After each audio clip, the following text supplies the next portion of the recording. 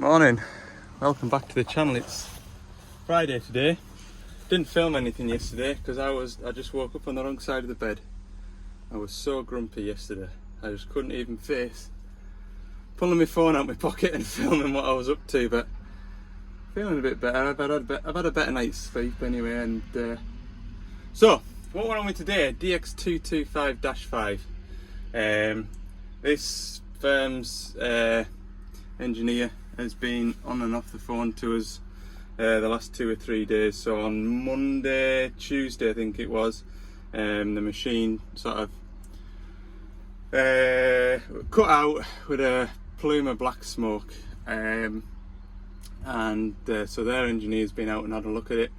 Been on the phone to me, tried a couple of things, and it just will not kindle back up to life. So I'm here to try and determine what's happened. There is a strong suspicion of fuel contamination, and yeah, that's about all I know. So we're going to have a look at it, but I've got a suspicion we've got some injectors that may be damaged. Closest, of course, we're right at the back of the site here. You can see there's the van all the way down there. Can't get anywhere near. That is a muddy slop, so I have to come right round this fence line here.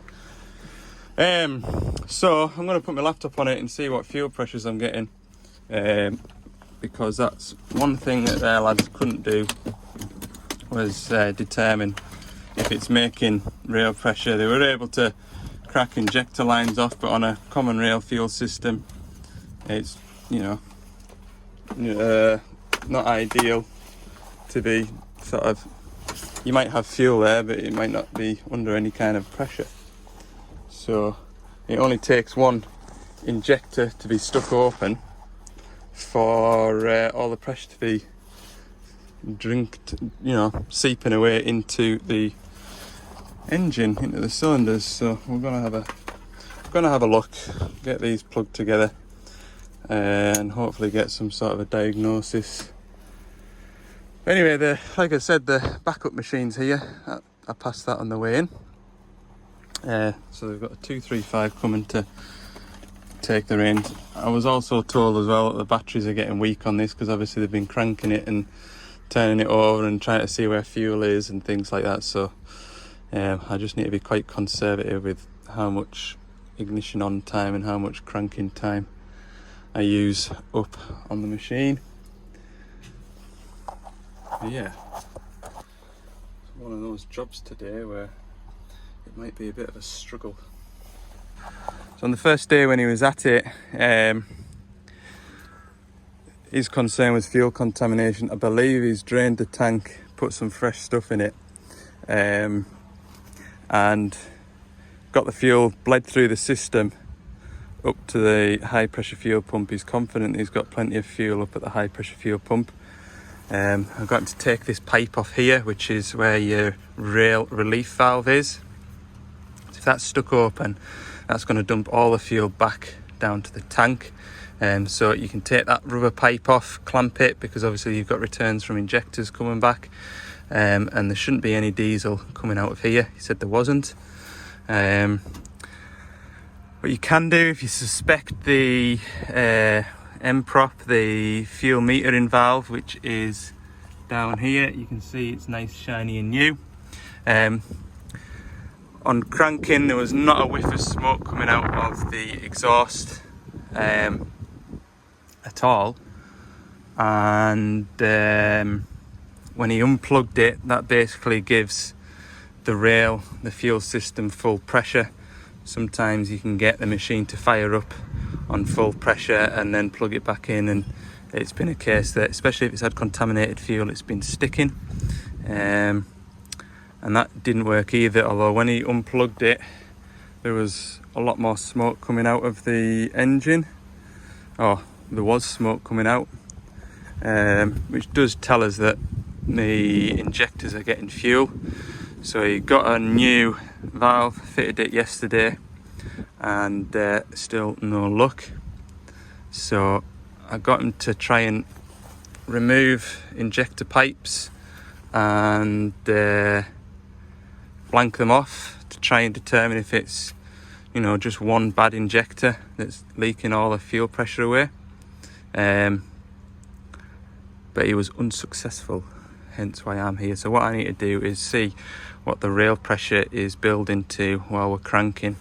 Think from memory, and it also depends a lot on engine turnover speed, but we're looking for at least 275 bar for this engine to be able to start. I'm pretty confident that's the kind of figure that I'm looking for.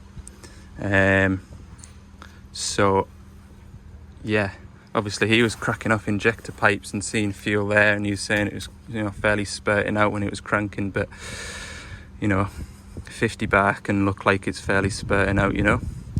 So yeah, let's have a go. Our laptop should be warmed up now.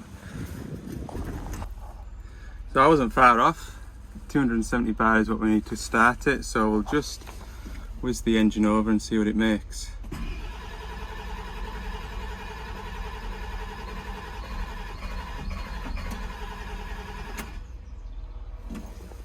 Very little there. So we're getting a fair bit of smoke when we're turning the engine over, which tells me that there is fuel getting into the cylinders, but I think we're getting all the fuel into one cylinder, or two cylinders. So I've got a couple of blanking caps that I'm going to blank off 2 at a time and try and determine which, if not all of them, are leaking. Okay, so far blanked off 2 cylinders at a time, so I've done 5 and 6 as a pair, and what else have I done? 3 and 4. Now I've got 1 and 2 to try and blank off. Each time I've blanked 2 off, cranked it over. I've had a same amount of smoke, and the fuel pressure has remained the same, very, very low. So I'm just gonna look now at how to get it. The 2 at the front here, 1 and 2, which might need a few more tools than what I've got with me at the moment.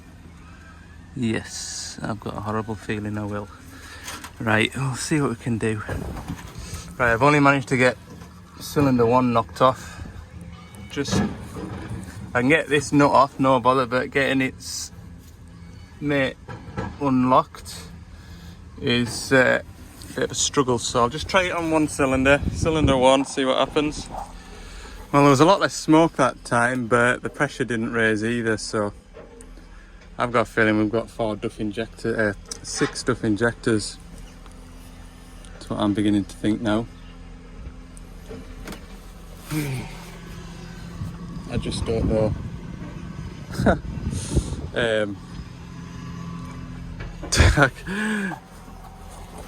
Even if I could get it running on 4 cylinders, there's a chance I can get it somewhere closer towards the van, somewhere more out the way, somewhere even up the back of the wagon. That low loader's still here. If we could get it on the back of that low loader, that would be so good. Oh, right. Yeah, I'll have to...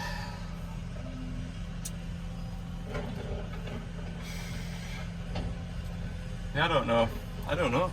I think we need to pull the injectors and get them checked. Right, I can't show you because... Why can't I show you? I can't show you because I haven't got arms long enough, but I just had a lad there turning the machine over while I was just wanting to make sure that I wasn't getting any leak off from the rail, which I'm not. But what I did notice when he was turning it over, I was kind of looking down at this angle like this, and you can see the sort of sunlight streaming through. And I just noticed this poof, poof, poof, as the engine was turning over. I thought, oh, I've not tightened one of these injector pipes up. But in actual fact, I was getting, where is it? This injector pipe here that I've got off, I'll put my finger over the end of there, which isn't the brightest. Well, no, I'm not right over the end of it, but anyway, I can feel air getting shoved back out of it, which tells me when the cylinder's coming up for compression, all that air is getting shoved back out through the injector. And with at least sort of 2 injectors shut off at a time, I'm still not getting enough to start the machine. These engines can run on 4 cylinders just, so I've got at least 3 stuck open. This is going to turn into a big job now. It is going to turn into a big job. So I better phone the customer and see if he wants me to do it or get his engineer back and do it. So we'll go from there now. Right, finally I've got all the, one way or another, I've got all the ports on the rail blocked. I know there's at least 1 injector stuck open, which means I'm going to pull all the injectors out, get them tested and replace accordingly. But I also need to know that the high pressure fuel pump isn't damaged, so what I need to do now is hopefully see some rail pressure build.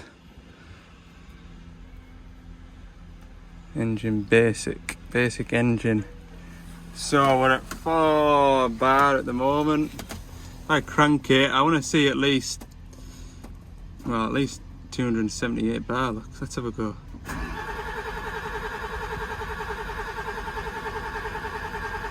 No. Right, now I need to go back up and see if my homemade blanks are leaking. Probably.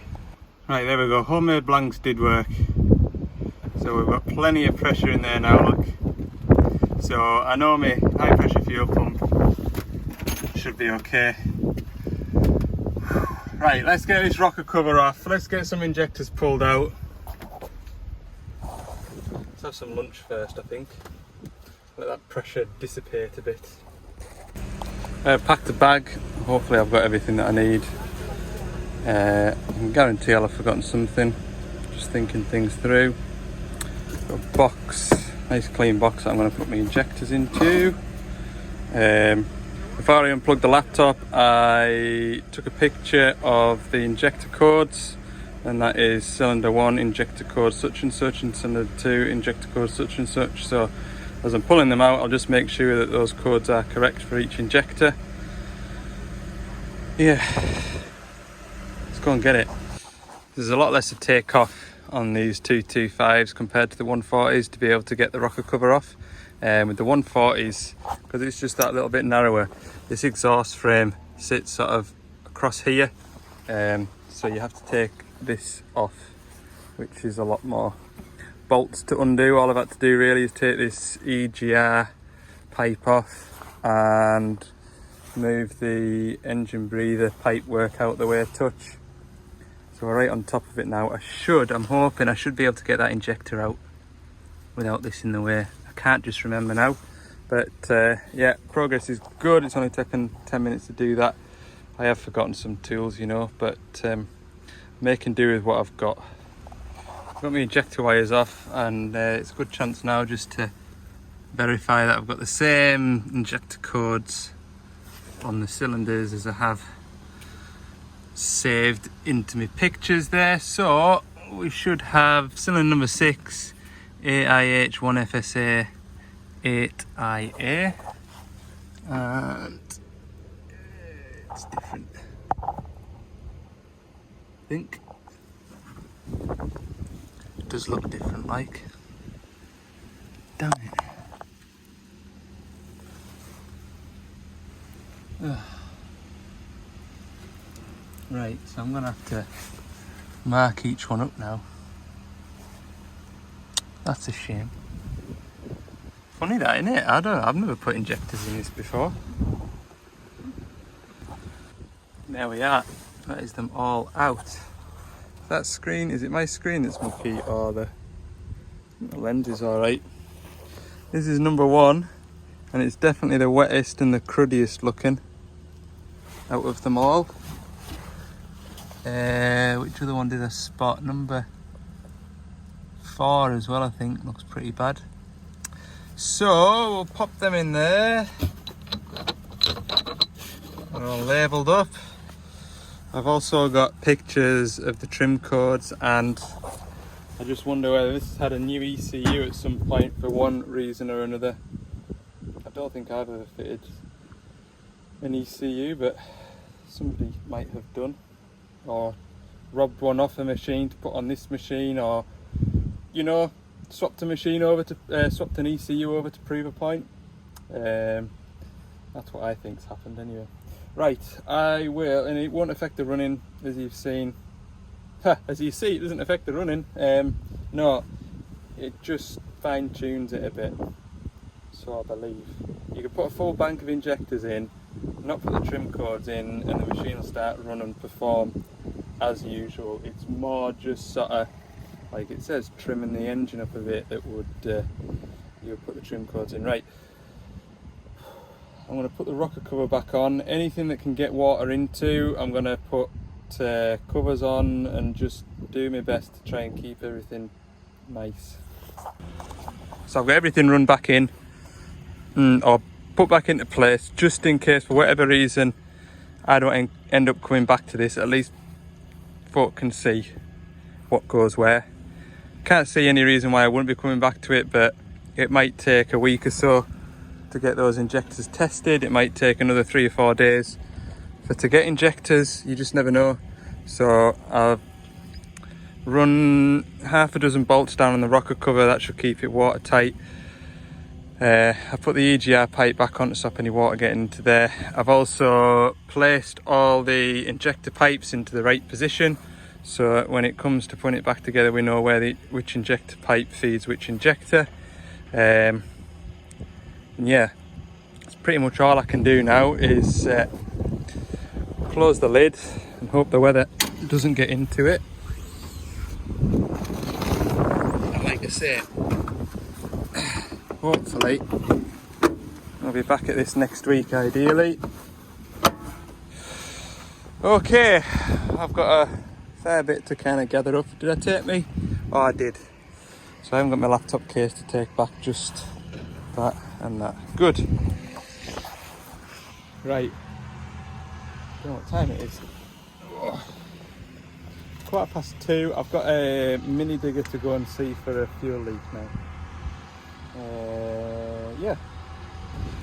Right, little 2.5 ton digger. It is, what is it doing?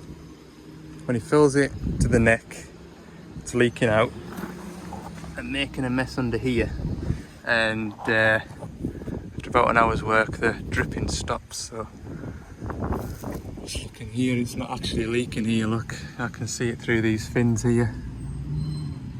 So I don't think I've got a leak there. I think I'll take it. Might be better spending my time taking this plate off now, actually, rather than taking this off. Yeah, that's what I'm going to do. Take this off because the tank's here. Goes that way. So you can see here, this is the filler pipe into here.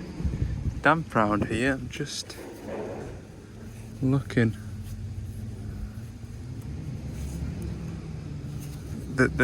Like you can see the level of the diesel there. Could just do with a drum just to top it up. So try and see where it's coming from. Pretty convinced it'll be under here, but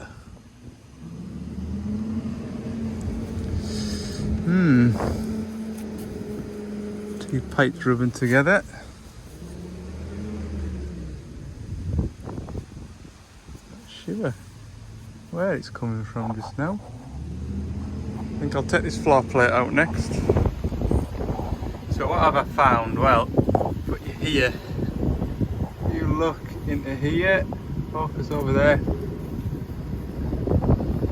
See how that rubber seal's gone?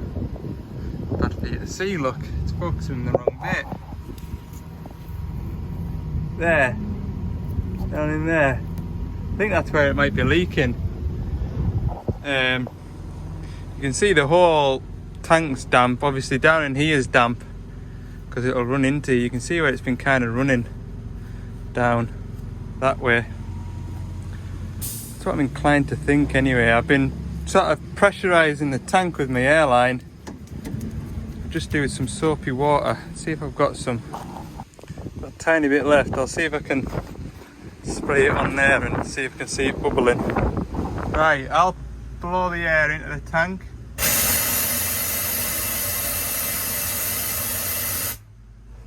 That must be the problem right there then. Good.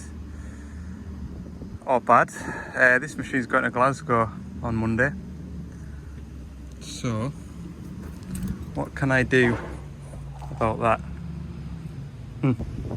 Yeah, that's definitely the problem.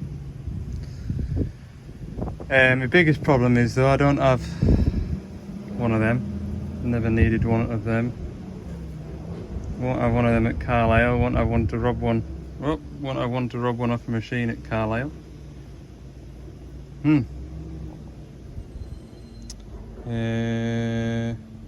Not sure. Hang on. I think the best I can do is a bit of RTV silicone. Feed it all around that. Squash that in. Get a new one, and then when it's back down here, pop out and fit it. Yeah, it's a pain that, but it is what it is, isn't it?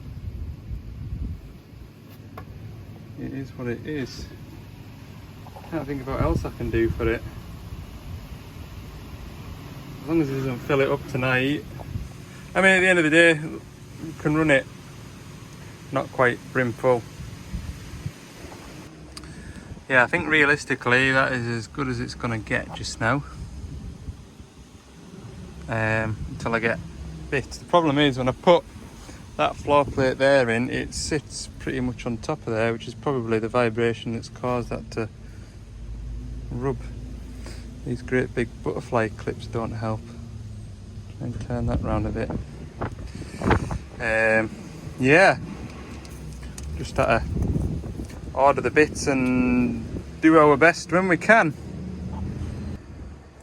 You can see here how close that floor plate sits, and when you push it in you end up catching this pipe here. So I don't actually know how that seal looks now, but at least I know what it is and I know what to get ordered into stock. You've got to make the best of it. You've got to do your best, haven't you? That's all you can do. That's all you can do. Right, let's throw it back together and head back to Carlisle. Right then, I'm going to go back through to Carlisle. It is, what time is it? 4:20, so I'll get back through to Carlisle for 5. I'm going to go and load up. I'm going to load up for Monday. I've got 2 20 tonners to service. I've got a couple of work lights to go on another machine while I'm passing. And I've got a couple of key fobs to program to another machine. So I should have been doing that today, basically. Better day than I had yesterday anyway. I think I just woke up on the wrong side of the bed. I can't tell you how many phone calls I had yesterday. It was ridiculous. I just could not get on at all. Anyway, we'll leave it at that for today. Thanks for watching. Hope you've enjoyed this little video for the weekend. And see you on Monday.